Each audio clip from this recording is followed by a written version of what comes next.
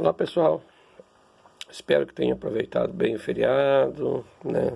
Se reunido com a família aí na Páscoa, mesmo que mais ou menos com muita gente da sua família, da forma que nós estamos desenvolvendo as aulas, mas recomeçamos a semana, né? Hoje trabalharemos a parte econômica do continente africano. Novamente frisando que muito daquilo que nós vamos comentar hoje tem a ver com a nossa primeira aula, que caracterizou bem o que seria esse mundo subdesenvolvido, do qual o continente africano é o principal representante. Representante com seus países, com a sua estrutura econômica.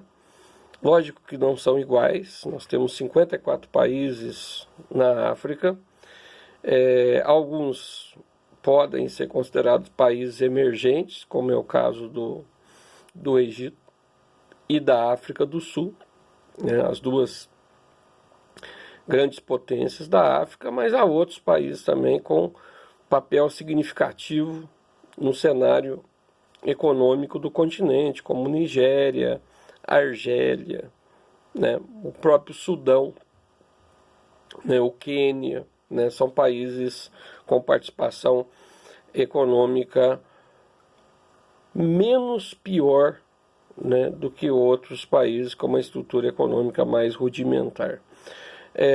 Onde eu quero destacar nesse primeiro momento? Eu quero destacar uma das características mais categóricas da economia africana.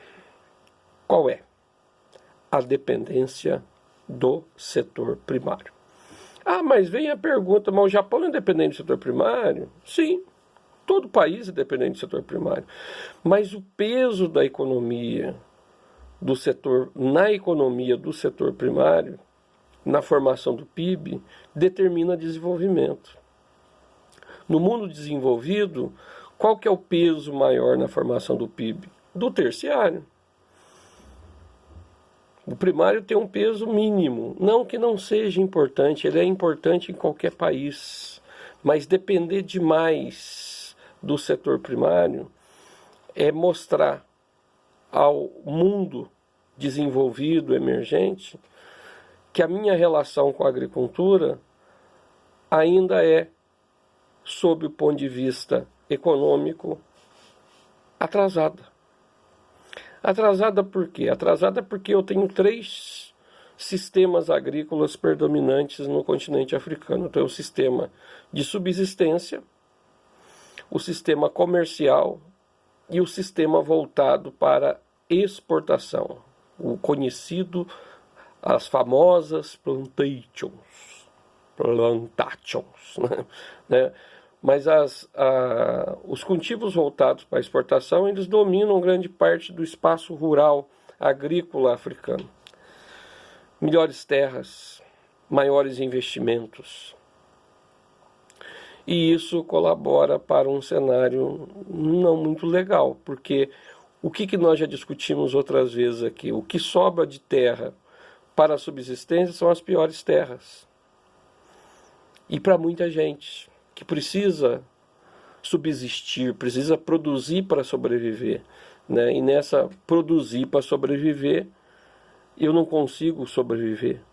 E eu tenho que migrar, eu tenho que brigar, eu tenho que utilizar o solo de maneira inadequada, sistema rudimentar.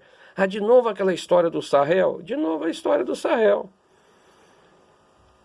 As áreas próximas do Saara, onde a terra não é boa, a quantidade de água não é suficiente, e com isso a subsistência domina um espaço que não é para a agricultura de alta produtividade, principalmente para quem tem pouco dinheiro para investir. A agricultura comercial ela também existe, ela cresce, mas ela é limitada. Ela é limitada por quê? Porque quando eu falo agricultura comercial é para a população do continente comprar. E o poder aquisitivo médio do africano não é alto.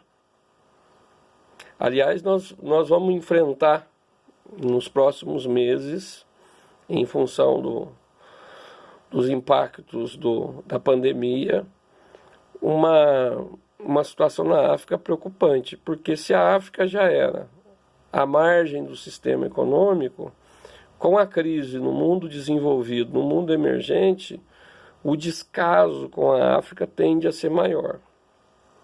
Isso é algo que nos preocupa, porque onde a economia não funciona, normalmente isso tem repercussão social negativa, conforme nós temos acompanhado na Itália, na Espanha e no Brasil também.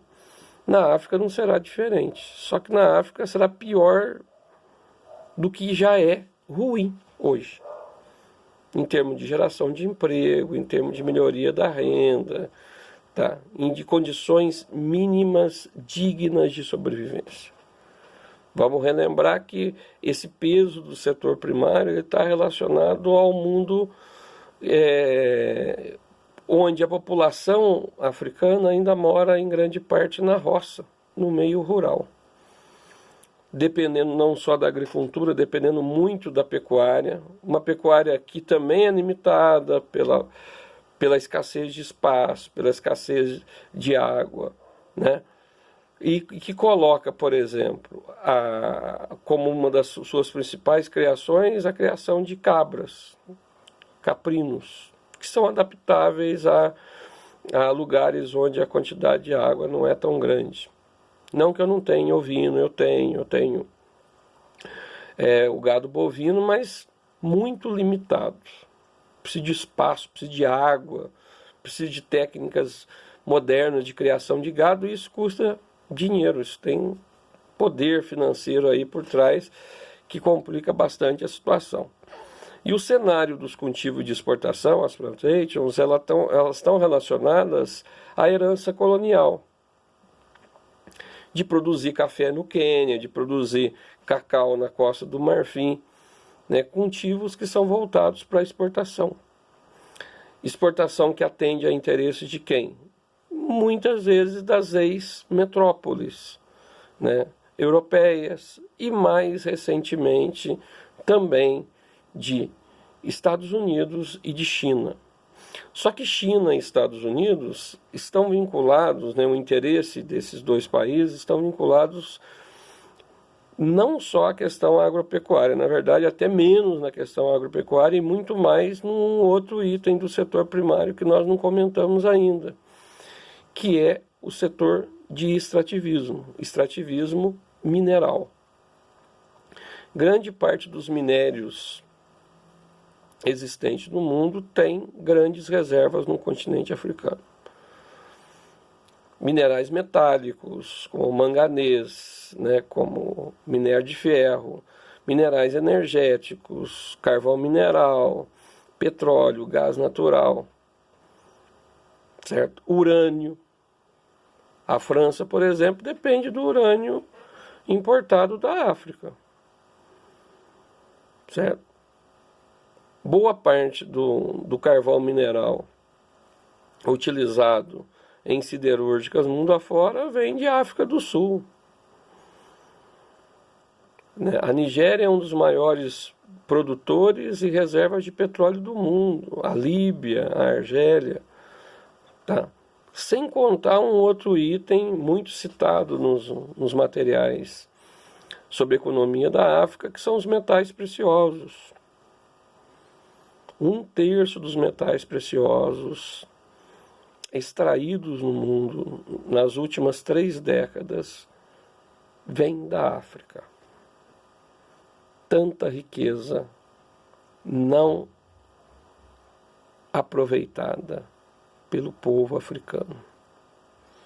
Aliás, isso é uma das situações mais gritantes do cenário econômico. Eu tenho riqueza, mas essa riqueza, quem se aproveita dela não sou eu. São potências europeias, Estados Unidos, China. Tá? De que forma se dá essa exploração? Ela se dá através, hoje, de investimentos das empresas destes países. A força das transnacionais já destacada bastante no 8º ano. Setor primário, forte na África, e razão da fraqueza da economia do continente. Tem mais, mas por enquanto é só. Um abraço.